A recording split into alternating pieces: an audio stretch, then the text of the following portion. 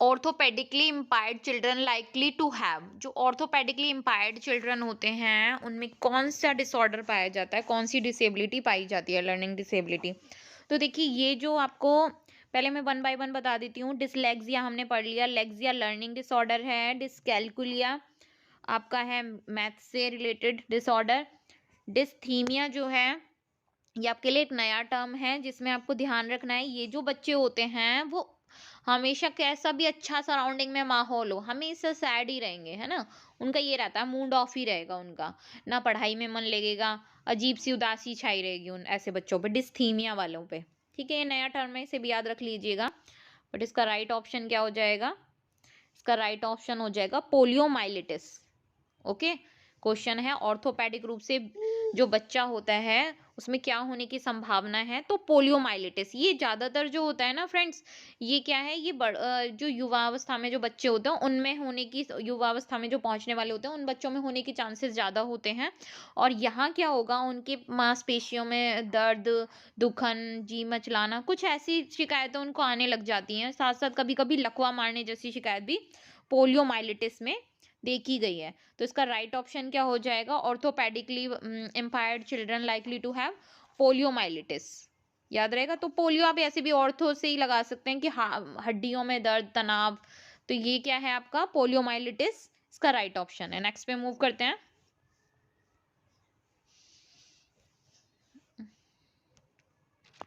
Friends next question है, निम्नलिखित में से कौन एक विशिष्ट अधिगम विकलांगता का उदाहरण है? Which of the following is an example of specific learning disability. तो हमने स्टार्टिंग में आपको बताया था कि लर्निंग डिसेबिलिटी इनमें से क्या होगी। डायरेक्ट हम आंसर पे मूव करते हैं। मेंटल रिटार्डेंस नहीं होगी, टेंशन डिफाइन पर डिस्कवर्ड ये भी नहीं होगी, ऑटिज्म भी स्पेसिफिक लर्निंग डिसेबिलिटी नहीं है, तो इसमें डिसलेक्सिया हो जाएगी लर्निंग एबिलिटी में। ओके, नेक्स्ट क्वेश्चन, रचनात्मकता के बारे में निम्नलिखित में से कौन सा कथन सत्य नहीं है? तो ये नहीं वाले क्वेश्चनों पे बड़ा ध्यान रखिए। ये सीटेट में ना यही क्वेश्चन एक आध नंबर का डुबा देते हैं नंबर, यहाँ पड़ जाते हैं सत्य वाले और हो जाता है उनका असत्य। चलिए, तो पहला कह रहा है बुद्धिमान बच्चे रचनात्मक होते हैं। बिल्कुल ठीक है भैया, रचनात्मक भी होते हैं, उनकी डाइवर्ट थिंकिंग भी होती है। ठीक है, नेक्स्ट है वे व्यक्तिगत संबंधों में बहुत सामाजिक होते हैं।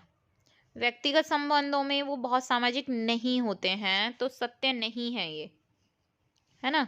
ये सत्य नहीं है, इसको टिक कर लेते हैं हम। और भी पढ़ लेते हैं वैसे।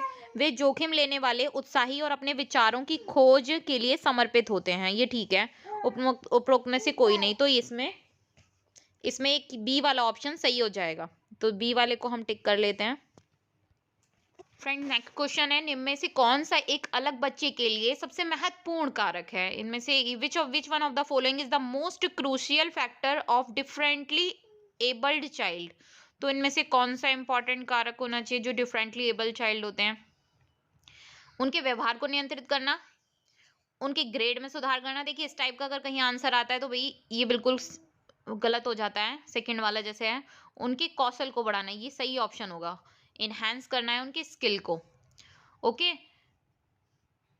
और नेक्स्ट है उनकी पीड़ा को कम करना, कोई मतलब नहीं है इससे, तो ये सी ऑप्शन इसका सही हो जाएगा।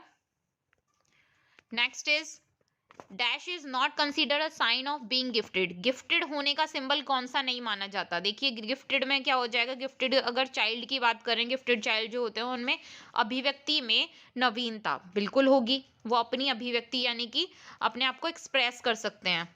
जिज्ञासा, भाई पूरे क्यूरियोसिटी उनमें रहती है, अब ये करके देखूं, यहाँ ये नई चीज खोल के देखूं, यहाँ ये, तो उनमें ऐसी क्यूरियोसिटी बनी रहती है। रचनात्मक विचार, क्रिएटिव आइडियाज उनको आते रहते हैं। अब ये बना दूं, मतलब आप तो सोच रहे होंगे और वो चीज मतलब गिफ्टेड चाइल्ड है वो उसको तैयार कर देंगे। ठीक है, लेकिन उनमें क्या गिफ्टेड नहीं माना जाता? दूसरों से लड़ना, नॉट कंसीडर्ड बीइंग गिफ्टेड, यानी कि गिफ्टेड में क्या इंक्लूड नहीं होगा? दूसरों से लड़ना इंक्लूड नहीं होगा भाई। नेक्स्ट क्वेश्चन, निम्नलिखित में से कौन सा अधिगम विकलांगता का एक कारण बन सकता है? तो फ्रेंड्स देखिए, अधिगम विकलांगता का कारण लर्निंग डिसेबिलिटी, कल्चर वेरिएशन, इससे कोई ज़्यादा फर्क नहीं पड़ेगा, prenatal drug use, aptitude of teacher, apathy shown by pair, मतलब जो उनके साथी हैं उनका व्यवहार कैसा है, शिक्षक की योग्यता से उन पे कोई फर्क पड़ेगा नहीं। पर फर्क किस चीज से पड़ जाएगा? प्रीनेटल ड्रग यूज, यानी कि अगर उसकी माता ने गर्भधारण के टाइम पे कोई गलत दवा का यूज कर लिया है तो बच्चे के अंदर वो विकलांगता होगी, या तो वो जेनेटिक भी हो सकती है, ठीक है, या वातावरण के, यानी जो उसने दवाई खाई है उसके कारण भी हो सकती है जो विकलांगता आई है बच्चे में। नेक्स्ट क्वेश्चन इज स्वालीनता में शामिल है, ऑटिज्म में इंक्लूड है। ध्यान रखिए, ऑटिज्म को आपने ऑटिज्म नाम से ज्यादा सुना होगा, स्वालीनता ये एक नया टर्म हो जाएगा, इसलिए हिंदी इंग्लिश में दोनों में पढ़ना जरूरी होता है। तो दृष्टि क्षीणता है, अत्यधिक सक्रियता है, शारीरिक विकास में परेशानी है, दूसरों से संबंधित होने में असमर्था है। अभी मैंने आपको पढ़ाया ऑटिज्म के बारे में क्या परेशानी होती है। तो फ्रेंड्स देखिए, विजुअल इम्पायरमेंट नहीं है, हाइपर एक्टिविटी ADHD में है, और रिटर्न फिजिकल ग्रोथ ये भी उन्हीं में, ठीक है। तो लेकिन इसमें जो आएगा आपका क्या है, ऑटिज्म में दूसरों से संबंधित होने में असमर्थता, डी ऑप्शन आपका राइट हो जाएगा। क्लिक कर लेते हैं, टिक कर लिया हमने कि दूसरों से वो घुल मिल नहीं पाते, सोसाइटी में इंक्लूड नहीं हो पाते, अपने में गुमसुम रहते हैं। ऐसे बच्चे जिनको ऑटिज्म होता है वो झिझकते हैं किसी के सामने बात करने में, किसी से मिलने में, किसी के सामने आने में, ठीक है। अब देखिए आप ही का क्वेश्चन आ गया, मोटर कौशल में सीखने की विकलांगता को कहा जाता है। मोटर कौशल में, यानी कि मोटर कौशल में आपको मोटर स्किल बताए थे मैंने, तो प्रैक्टिकल से बताया था कि आपके सारे सेंसेस प्रैक्टिकल करते टाइम इंक्लूड होते हैं। अब देखिए प्रैक्टिकल वाला वर्ड कहाँ आ रहा है, अब तो आप मेरे हिसाब से कहीं गलती करेंगे ही नहीं, प्रैक्टिकल आ रहा है डिस्प्रैक्सिया में, डिस्प्रैक्सिया में, ओके, प्रैक्टिकल का वर्ड। तो ये हो जाएगा मोटर स्किल के लिए डिस्प्रैक्सिया। इसमें सारे के सारे क्या यूज होते हैं आपके, मोटर स्किल सम्मिलित की डिसेबिलिटी होती है, होनी चाहिए वरना। देखिए डिसकैलकुलेरिया मैथ से डिसेबिलिटी है, डिसलेक्सिया जो है लर्निंग डिसेबिलिटी है, फैजिया आपका भाषा, फारसी से बताया था मैंने, भाषा फारसी एक भाषा है तो, ठीक है। नेक्स्ट क्वेश्चन है, निम्नलिखित में से कौन सा नए शिक्षार्थियों के मध्य अध्ययन में मुश्किल का एक लक्षण नहीं है? तो इसका हो जाना चाहिए अक्षरों और शब्दों को पहचानने में परेशानी।